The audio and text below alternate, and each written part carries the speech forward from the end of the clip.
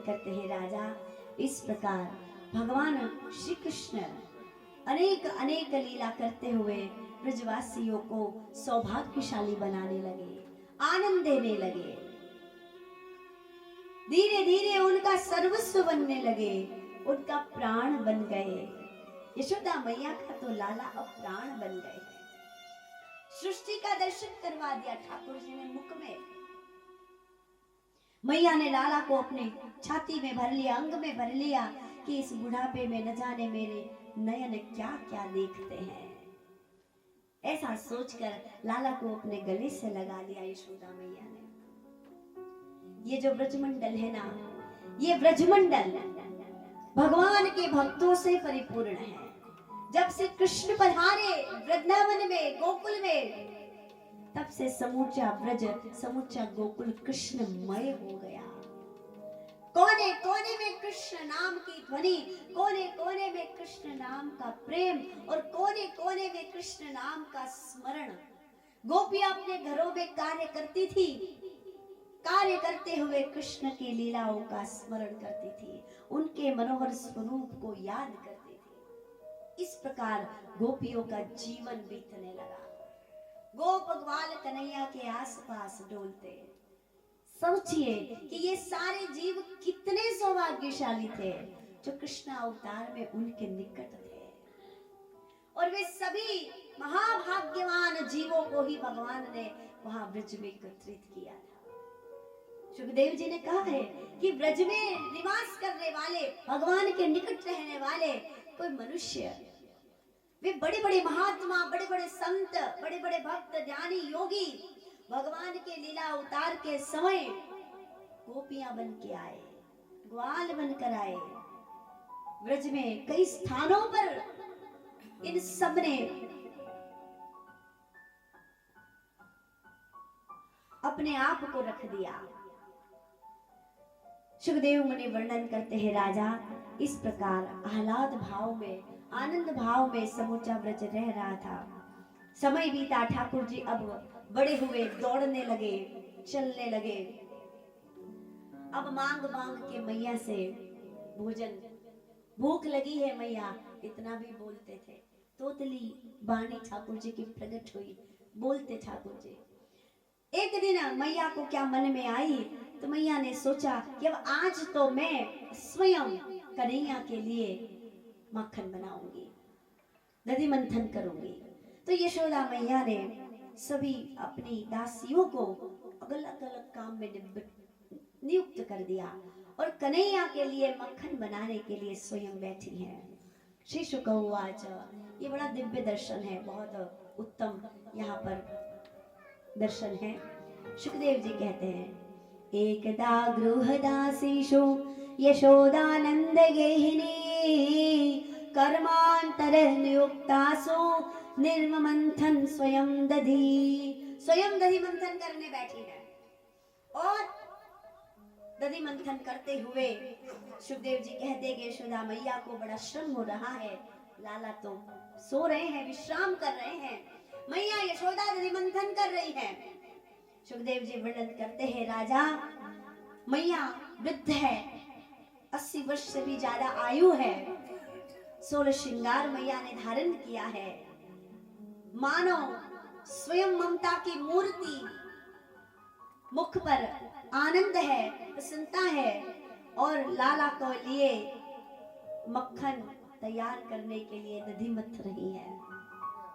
सुखदेव ने वर्णन करते हैं, राजा जब से लाला ब्रज में आए, न जाने किस किसने लाला के सेवा में प्रस्तुत होने की अभिलाषा की। जितने भी जीव थे, जड़ चेतन ब्रज में, सब चाहते थे कि लाला की सेवा में प्रस्तुत हो जाए, पर सब कोई तो लाला के चरणों तक या उनकी सेवा तक पहुंच नहीं पाया। तो क्या किया, जो लाला की सेवा करते थे, जो लाला के भक्त थे, उनकी सेवा तक भी पहुंच जाने का प्रयोजन करते थे। मैया यशोदा दधि मंथन कर रही है। सुखदेव जी वर्णन करते हैं, राजा मैया ने जो हाथों में इतने कंगन पहने हुए हैं, रत्न जड़ित, मोतियों के जड़ित, और इतने जो गले में हार आभूषण धारण किए हुए हैं, मैया ने मस्तक पर रखड़ी चढ़ाव धारण किए हैं, मैया ने केशों को बांधकर वेणी धारण की हुई है, गले में पुष्पों की माला, रत्नों की माला, अनेक आभूषण, और मैया दधि मंथन कर रही है। दधि मंथन करते हुए मैया को परिश्रम हो रहा है, और मैया की वेणी में लगे जो पुष्प है, आभूषणों में लगे जो रत्न है, वो सोचते हैं कि अब तो हम इन आभूषणों में जड़ित हो गए, इस वेणी में बंध गए, ठाकुर जी के चरणों तक तो कहां पहुंच पाएंगे। पर जो ये यशोदा मैया लाला की सेवा हेतु, उनकी भूख की तृप्ति हेतु दधि मंथन कर रही है, जो मक्खन निकाल रही है, ये लाला की सेवा में प्रस्तुत है, तो चलो ना यशोदा मैया के चरणों में ही गिर जाते हैं, तो कहीं न कहीं हमारी सेवा भी यशोदा मैया के माध्यम से लाला तक पहुंच जाएगी। तो वेणु के पुष्प गले में पहने हुए पुष्पों की माला के जो पुष्प है, वो एक एक करके यशोदा मैया के चरणों में गिरने लगे। कंकनों में जो रत्न लगे हुए हैं, पन्ना, मणिक, मोती, हीरा, वो सब बिखर रहे हैं, यशोदा मैया के चरणों में जाकर गिर रहे हैं। जहां मैया ने चरणों में आलता लगाए हैं और नुपुरों से चरणों को सजाया है, एक चरण आगे और एक चरण पीछे ऐसे करके दधि मंथन करते हैं। तो मैया के चरणों में जा जाकर ये पुष्प और ये सारे रत्न गिर रहे हैं, अपनी सेवा समर्पित कर रहे हैं। सुखदेव जी वर्णन करते हैं, राजा इतने में ही चूल्हे पे जो दूध रखा है, वो दूध भी ये सोचे कि मैं लाला की सेवा में कब पहुंचूंगा। लाला सोए हैं, जागे, दौड़ के आए, मैया की गोद में चढ़ गए। मैया क्या कर रही है? दधि मंथन कर रही। लाला चढ़ गए, मैया दूध पान कराने लगी और दधि मंथन कर रही है। इतने में ही मैया को याद आ गया कि वहां चूल्हे पे भी मैंने दूध का पात्र रखा है, तो झट से लाला को गोद से उठाया, पट से धरती पे बिठाया और फट के भाग के गई रसोई घर में। जब मैया ने ये किया, सुखदेव वर्णन करते हैं, सुखदेव मुनि वर्णन करते हैं, ये दर्शन है। और किसी भी एक भाव के पीछे कई प्रकार के दर्शन हो सकते हैं। संत का हो सकता है, किसी महात्मा का हो सकता है। जैसे ही मैया दौड़ के गई उस दूध के पात्र को उतारने के लिए, वो गंगी गाय का दूध था, और उस दूध ने ये विचार किया कि मैया यशोदा लाला को दूध पान करा रही है, उनकी भूख मिटाने के बजाय उनको त्याग कर मेरा अस्तित्व बचाने चली आई। हाँ? लाला को छोड़ के अगर मैया मेरा अस्तित्व बचाने आई है, तो मुझे ऐसे मेरे अस्तित्व से कोई प्रेम नहीं है। तो मैया पहुंचे पहुंचे जब तक, तो उस दूध ने उफन कर अपना अस्तित्व चूल्हे में समर्पित कर दिया, नष्ट कर दिया कि ऐसी सेवा, ऐसा मेरे अस्तित्व का बचाव मुझे न चाहिए, जो मैया यशोदा लाला की सेवा छोड़ के मुझे बचाने चली आई। दूध भी उफन गया और अग्नि में अपना अस्तित्व समर्पित कर देता है। भागवत कथा अद्भुत है, भागवत कथा का दर्शन अद्भुत है। बस करने वाले का नजरिया चाहिए, और अध्ययन करने वाले, श्रवण करने वाले का वो भाव चाहिए, तो समझ आएगा कि भागवत कथा क्या है। ऐसे ऐसे दर्शन आप सोचिए, जिस कथा को स्वयं सुखदेव मुनि ने गाया है। कौन है सुखदेव मुनि? भगवान शिव जी के अवतार है, अंशावतार। और शिव के अवतार होकर जिन्होंने भागवत जी को प्रस्तुत किया, प्रचार किया, गाया, सुनाया, वो कथा कैसी होगी? वो मनोरंजन के लिए थोड़ी होगी। मनोरंजन के लिए तो नहीं हो सकती जो कथा सुखदेव मुनि ने कही है। वो स्वयं वैराग्य ज्ञान अवतार है, शिव जी के अवतार है, वैरागी। भाई कृष्ण द्वैपायन व्यास जी ने भागवत पुराण की रचना की, तब यही तो सोचा। अपने कई शिष्य थे, सभी शिष्यों को उन्होंने भागवत जी सुनाए थे, सिखाए थे नहीं। वही तो श्लोक सुनकर अपने शिष्यों के मुख से, व्यास जी के शिष्यों के मुख से श्लोक सुनकर ही तो सुखदेव मुनि उनकी ओर दौड़े आए। तो भाई किसी को भी अपने शिष्य को भागवत महापुराण दे सकते थे, नहीं दिया। क्यों? क्योंकि वो सब में वो पात्रता नहीं थी।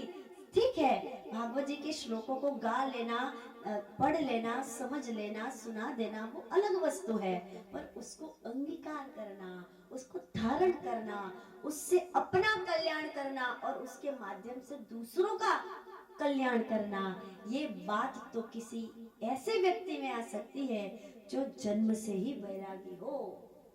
तो ऐसे किसी व्यक्तित्व की उनको चाह थी, तब तो व्यास जी ने भोलेनाथ जी का भजन किया, आराधन किया और उनसे वचन में, वरदान में सुखदेव जी को पाया है। और ऐसे सुखदेव जी ने भागवत कथा कही है, तो आप समझिए कि उस कथा का स्तर क्या होगा, कहाँ होगा वो स्तर। मुझे तो लगता है कि अभी तो मुझे इसमें बहुत कुछ, मतलब क्या कुछ भी नहीं किया है, अभी तो बहुत अध्ययन की आवश्यकता है, अभी बहुत कुछ जानना है, बहुत कुछ कहना है, बहुत कुछ सुनाना है, बहुत कुछ बाकी है। किया क्या है, एवरी डे मैं ये सोचती हूँ। और मेरे लिए पूरे दिन में अगर मुझे कभी थोड़ा गम भी होता है, थोड़ा अफसोस भी होता है, वैसे तो बड़े आनंद चकाचक रहते हैं इनके साथ, ये हमारे साथ, हम इनके साथ, अब क्या ही इनको देखते रहो सारा दिन, तो ही दिन बीत जाएगा आनंद में बीत, उनका स्वरूप भी ऐसा है। पर अगर दिन में कभी ऐसा लगता भी है, सारे दिन में थोड़ा सा मन उदास है, तो क्या कुछ अध्ययन नहीं किया, अभी बहुत जानना है। जब मैं अपने रैक में देखती हूँ इतने सारे पुस्तकों को, तो लगता है इतना सब मैं कब पढ़ूंगी, मैं कब जानूंगी, मैं कब सुनाऊंगी, मैं क्या करूंगी। बस मेरी तकलीफ का एक ही कारण, मेरा यही अफसोस है, घर में मुझे काम करना पड़ता है, मुझे बहुत जोर आता है। ये छोड़ के जब मुझे घर के सारे काम करने पड़ते हैं तो मुझे बड़ा जोर आता है। मुझे लगता है कि ये क्या रुचि है, मुझे घर संभालने में बहुत रुचि है, उसकी कोई समस्या नहीं है, सब चीज की रुचि है, भोजन बनाने में बड़ी रुचि है। आधे दिन तो हमारे ठाकुर जी के भोग बनते रहते हैं, अभी ये अभी ये अभी ये अभी ये, तो उसकी भी कोई समस्या नहीं। आज क्या किया मैंने पता है, बहुत अच्छा काम किया, वो बता ही देती हूँ, याद आ गया है तो बता देती हूँ बीच में। अब अपनी बात भी करूंगी कि भागवत जी की बात करती रहूंगी। भाई इन बच्चों के लिए टिफिन आते हैं प्रेम से, कभी इसने भेजा कभी उसने भेजा, ये सब टिफिन। तक कल जब मैं घर गई ना तो लाइन लगी, मैं कहा हाय राम इतने सारे टिफिन। फिर मैंने कहा, मैंने सोचा, कहा किसी से कुछ नहीं, मैंने कहा देखो ये टिफिन, मैंने काउंट के डिब्बे, इतने डिब्बे थे टिफिन में, 3-4 टिफिन होंगे, कल का होगा, परसों का, ऐसे सब इकट्ठे हो गए थे। तो इतने सारे टिफिन कितने लोगों ने भेजे। तो मैंने कहा कि इतने टिफिन आए, फिर सब में कुछ न कुछ तो था ही, इन लोगों ने सबने पाया होगा, देखा मैंने। तो कहा कि कितना भाव है लोगों को, भक्तों को कितना प्रेम है कि जो भागवत जी की सेवा में सब संलग्न है, उनकी सेवा के लिए, उनके भोजन के लिए इतनी व्यवस्था। तो मैंने क्या किया पता है, तो वो सब भोजन वगैरह हो गया, फिर वो सारे टिफिन के जो डिब्बे थे ना, वो मैंने साफ किए, वो सारे डिब्बे, सारे टिफिन मैंने साफ किए। क्यों? आप लोगों ने इतना प्रेम से भोजन भेजा, तो मैंने भी प्रेम से आपके उस भाव को स्वीकार किया और आपके टिफिनों को मैंने साफ किया। देखा था ना आपको, सारे जैसे जमा के वहाँ टेबल पर पैक करके आई हूँ, सारे सब जमा के, इसका ढक्कन, इसका डिब्बा, इसका इसमें, इसका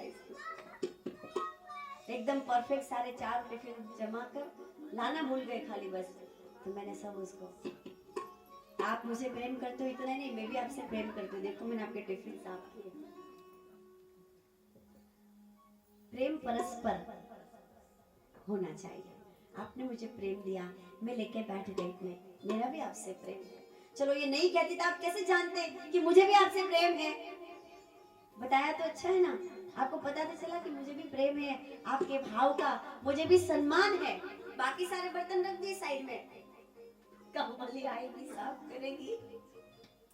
मेरे भक्तों के टिफिन मैंने साफ कर लिए, बस काम खत्म। तो भी बहुत ज्यादा समय लगे, बहुत सारे थे।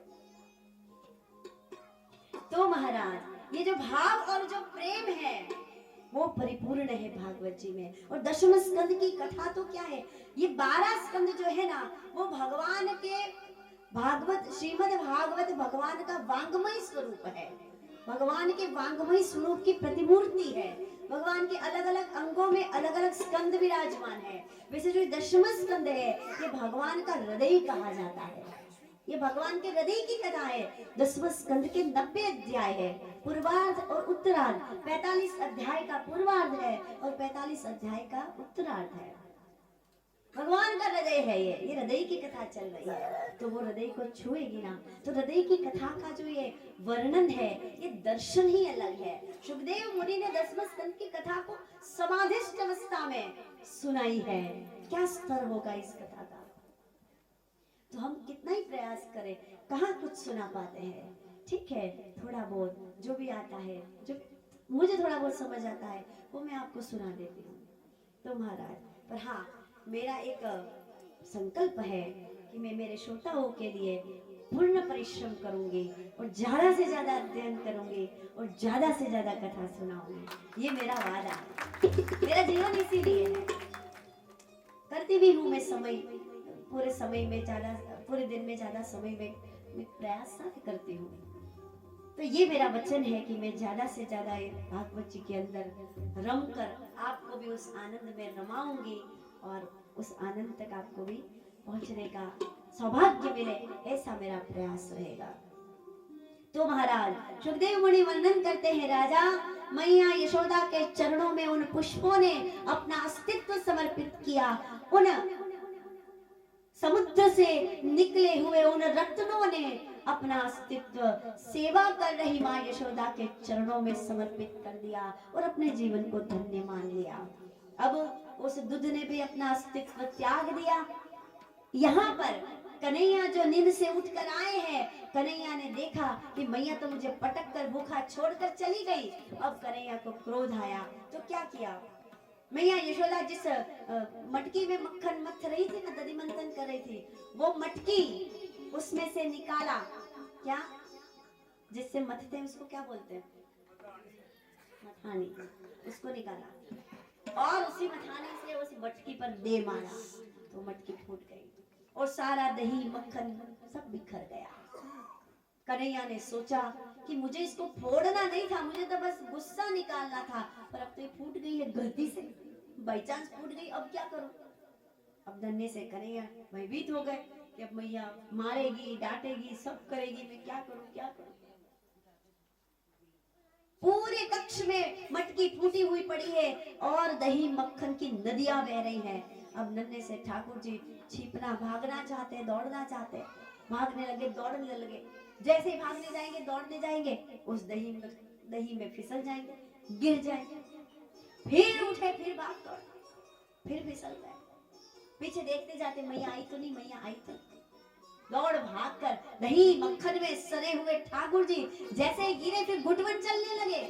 घुटवन चलते चलते चलते चलते दूसरे कक्ष में चले। वो समझ गए ना कि अब कदमों से तो चला नहीं जाएगा, फिसल जाऊंगा, तो घुटवन चलते चलते दूसरे कक्ष में चले गए, जहां पहले से कई मटके पड़े हैं दही मक्खन के भरे हुए। उस कक्ष में चले गए, एक मटके, बड़े मटके के पीछे जाकर छिप गए और पुराना मक्खन ले लेके खाने लगे। भूख तो लग रही थी।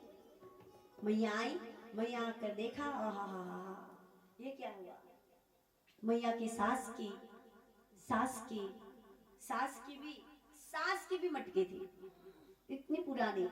यशोदा में आप लोग संभाल के रखते हो ना अपनी सास की चीजें, संभालते हो ना, अपने माँ की चीजें हो पुरानी है, सासू जी ने संभाल के रखी हो, ऐसे पित्तल के घड़े, तांबे के लोटे, पित्तल के लोटे, पतीले, फिर परात होते ना, तांबे पित्तल के बर्तन सास ने दिए होंगे आप सबको, दिए दिए हाँ दिए हैं ना, हाँ सबके पास होते हैं। तो महाराज मैया देखती है कि मेरी सास इतनी पुरानी मटकी लाला ने फोड़ दी, ये काम लाला ही कर सकता है और किसी की हिम्मत नहीं है। अब वो सर पकड़ के बैठ गई कि अब मैं क्या करूं, ये तो पूरा फैल गया है, अब क्या करूं। फिर तो थोड़ा सा मैया जागी और सोचते लाला कहाँ गया, पहले उससे ढूंढती वो कहाँ गया। उनको ढूंढने निकली है, लाला को ढूंढती हुई उस कक्ष में पहुंच गई। कैसे पहुंची, कितने महल है यशोदा मैया के, कितने महल है, विशाल नंद भवन है। यशोदा मैया इस कक्ष से उस कक्ष में, उस कक्ष के उस कक्ष में, इस प्रकार जाकर लाला को ढूंढती है। वहां पहुंच गई जहां कदम ठाकुर जी के दही वाले छपे हुए हैं। घुटवन चल के जो ठाकुर जी गए, हाथ छपे हुए हैं, कई चरण छपे हुए हैं। उन चिन्हों को देखते देखते कन्हैया को ढूंढती हुई मैया यशोदा दही के कक्ष में पहुंची है। लला छिपे हुए हैं। मैया ने जाकर ऐसे करके पकड़ लिया कान से और बाहर निकाल के ले आई कि तू मुझसे बच के कहाँ जाएगा। अब बताइए किसने किया, और ये तेने ही किया है, क्यों किया। अब मैया डांट फटकार शुरू कर दी। मैया ने जैसे ही थोड़ा डांट कान पट्टी पकड़ी, वो कुछ नहीं किया, अभी तो बस मैया डांट रही है। जितने में तो लाला ने जो रोना शुरू किया, दहाड़े मार मार कर रोने लगे। पूरे दही मक्खन से सने हुए हैं। मैया कान पट्टी पकड़ रही है तो बार बार के फिसल के जा रही है। कभी ये पकड़ती है, कभी इसको पकड़ती है। चिकने हो गए ना ठाकुर जी, नहीं ये पकड़े में आ रही नहीं, हाथ पकड़े तो ही छूट जा रहा है, कान पट्टी पकड़ रही हो। इतने दहाड़े रोने लगे। गोपियां दौड़ दौड़ के आ गई, अरे भैया क्या करे, अरे क्यों मारा लाला को, इतना क्यों मारा, इतना लाल हो गया, इतना मारा। मैया कहती है भाई शांत हो जाओ, मैंने नहीं मारा इसको, अभी तो कुछ नहीं किया है। लाला ऐसे रो रहे जैसे बहुत मारा, रुलाई चल रही है, मुख लाल हो गया है। मैया ने कहा आज नहीं छोड़ूंगी, बांध दिया लाला को, कहीं भाग के चला जाएगा, भूखा है, कहीं भटकता फिरेगा, भूखा भूखा कहाँ ढूंढने जाऊंगी। ये सोचकर मैया ने लाला को बांध दिया है और उदर से बांधा है, पेट से बांधा है, क्योंकि हाथ पैर तो चिकने हो गए हैं, और हाथ पैर में फिर चिकने हो गए हैं तो रस्सी तो निकल सकती है, और लाला के कोमल कोमल हाथ पैर हैं, कैसे बांधे रस्सी से। मन नहीं हुआ, उदर से बांध लिया, इसलिए हमारे लाला का नाम हुआ दामोदर। उदर से बांधा तो मैया ने, तो लाला का नाम हुआ दामोदर। बहुनी संति नामानि रूपाणि सुतस्य ते, गर्गाचार्य जी ने कहा था। तो लाला का नाम हुआ दामोदर। उधर से बांध दिया मैया ने, और जैसे उधर से बांधा लाला रोने लगे, इतना रोए तो भी मैया ने छोड़ा नहीं। अब मैया अपने काम में लग गई। कन्हैया ने क्या किया, गए हैं बाड़े में, दो वृक्ष खड़े थे यमलार्जुन, उसमें से प्रवेश किया। वो वृक्ष फट गए, उसमें से दो पुरुष प्रकट हुए। उन दोनों पुरुष ने लाला को प्रणाम किया और अपने स्थान पर चले गए। नल कुबेर जी के दो पुत्र थे, उनका भी कन्हैया ने उद्धार किया। समय बीता, अब लाला बड़े हुए, नन्हे से